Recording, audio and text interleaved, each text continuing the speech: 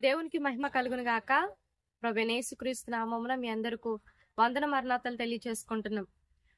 ప్రతికూలమైన వ్యక్తుల నుంచి సానుకూలమైన పాఠాలు అనేటటువంటి అంశంని పెట్టుకొని మనము చాలా మంది వ్యక్తుల జీవితాల్లో వారు ప్రతికూలమైన వారైనా వారి జీవితంలో ప్రభు మన కోసం దాచినటువంటి సానుకూలమైన పాఠాలు నేర్చుకోవడానికి ప్రభు సహాయం చేశారు.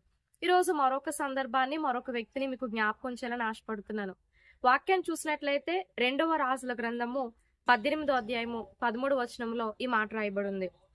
రాజైన హిజ్కియా ఏలుబడిలో 14వ సంవత్సరమందు అష్షూరు రాజైన సన్హెరీబు యూదా దేశమందున్న ప్రాకారములు గల పట్టణములన్నిటి మీదికి వచ్చి వాటిని పట్టుకొనగా, హిజ్కియా కాలంలో సన్హెరీబు రాజు యూదా ప్రాంతంలో ఉన్న ప్రాకారాలు గల పట్టణాలని పట్టుకున్నప్పుడు హిజ్కియా రాజు తాను విడిపించుకోవడానికి తప్పించుకోవడానికి కొంత కానుకను పంపించినట్టుగా మనం చూస్తాం. అయితే ఆ కానుకేమి పరిస్థితిని అనుకూలపరిచినట్టుగా మనకు అనిపించలేదు.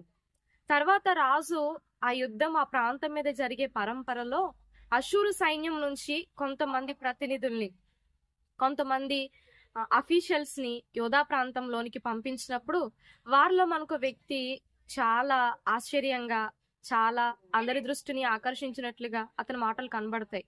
అతను ఎవరో కాదు, రబ్షాకే.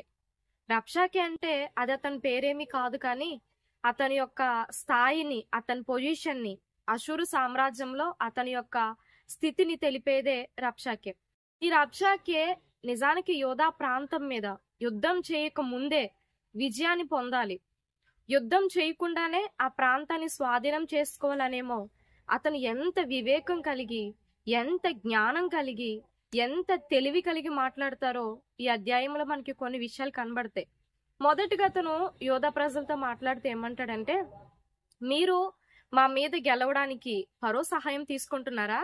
ఫరో మీకు సహాయం చేస్తాడనుకుంటున్నారా? అతను ఎలాంటి వాడు మీకు తెలీదా? అతను రెల్లు వంటి వాడు, పట్టుకున్న వారినే గాయపరిచేటటువంటి వాడు. ఇది మొదటి అస్త్రం. రెండోదిగా అతను మాట్లాడితే ఇంకొక మాట ఏమంటాడంటే, మీ రాజు మీకు సహాయం చేస్తాడు, మీ రాజు మమ్మల్ని ఓడిస్తాడు అనుకుంటున్నారా? మీ రాజు వల్ల కూడా కాదు మమ్మల్ని విడిపించడం అని. ఇంకా ఆఖరికి అతను ఏం వాడతాడో తెలుసా అండి? అన్నిటికీ మించి మీకు మీ దేవుడు ఉన్నాడని నమ్ముతున్నారా? అయితే మీకు ఒక విషయం చెప్తాను. మీకన్నా ముందు మేము కొన్ని ప్రాంతాలను జయించాం, మీకన్నా ముందు మేము కొన్ని ప్రాంతాలను స్వాధీనం చేసుకున్నాం. ఆ ప్రాంతంలోనూ ఆరాధన ఉంది, ఆ ప్రాంతంలో ప్రజలకు దైవం ఉంది. కానీ ఆ దైవాలు ఏవి వారిని మా చేతి నుంచి విడిపించలేకపోయారు.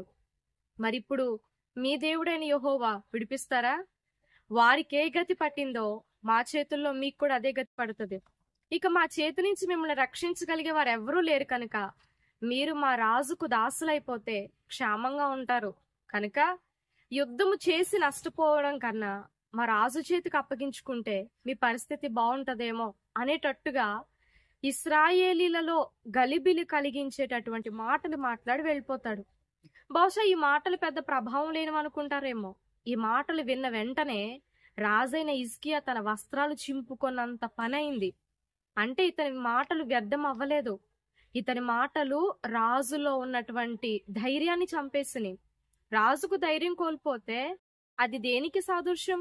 దేశమంతా ధైర్యం కోల్పోయినట్టే కదా. రాజును బట్టే దేశము ధైర్యంగా అయినా నెమ్మదితో అయినా ఉంటది. ఇప్పుడు అదే రాజు వస్త్రం చింపుకొనేంత భయకంపితుడైతే ఇంకా దేశం పరిస్థితి ఎలా ఉంటదంటారు? రబ్షాకే యుద్ధము లేకుండానే విజయం సాధించడానికి ఎంత తెలివైన ఆలోచన కలిగి ఉన్నాడు కదా. ఈ మాట చదివినప్పుడు కొన్నిసార్లు దేవుడు అతనికి ఇచ్చినటువంటి వివేకం తన రాజు కోసం వాడుకున్నాడు, తన దేశం కోసం వాడుకున్నాడు, తన కోసం తను వాడుకున్నాడు. వివేకము కలిగిన నోటి మాట కొన్ని వేల మంది మనుషుల్లో ధైర్యాన్ని చంపేసింది, నెమ్మదిని చంపేసింది. సామెతల గ్రంథంలో ఉన్న ఒక మాట నాకు జ్ఞాపకానికి వస్తుంది, దాన్ని మీకు జ్ఞాపకం చేస్తాను. సామెతల గ్రంథము 11వ అధ్యాయము 14వ వచనము 2వ భాగం. ఆలోచనకర్తలు అనేకులుండుట రక్షణకరము అని. రబ్షాకే లాంటి వారు ఉంటే రాజుకు ఎంత సహాయం. యుద్ధం లేకుండానే రబ్షాకే మాటలు మనుషుల్ని లొంగదీసుకుంటే సన్హెరీబు రాజుకి ఎంత సంతోషం. అంటే రబ్షాకే ఆలోచన తన రాజుకు చాలా సంతోషాన్ని కలిగిస్తుంది. ఇక్కడ కూడా అదే మాట అంటారు, ఆలోచనకర్తలు అనేకులుండుట రక్షణకరము.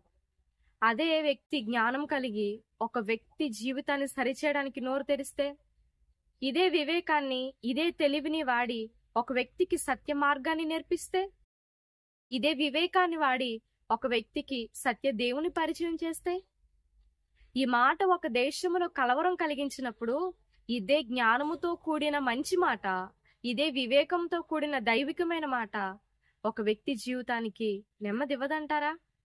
ఒక సమాజంలో సంతోషాన్ని ఉంచదంటారా?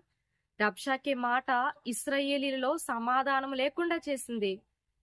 అదే జ్ఞానం కలిగి దేవుని కొరకు నోరు తెరిస్తే ఆ మాట ఎన్ని కుటుంబాల్లో, ఎందరి వ్యక్తుల్లో, ఎన్ని ప్రాంతాల్లో సంతోషాన్ని కలిగిస్తుందో కదా.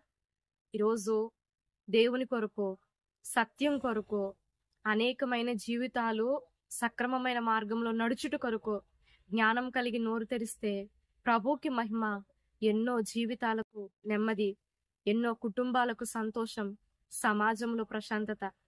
అట్టి జ్ఞానము కలిగి మాట్లాడగలిగే వివేకము, దేవుని జ్ఞానం కలిగి అనేకులకు ఆలోచన చెప్పగలిగిన కృప దేవాతి దేవుడు మనందరకు కలుగు చేయునుగాక. ఆమేన్.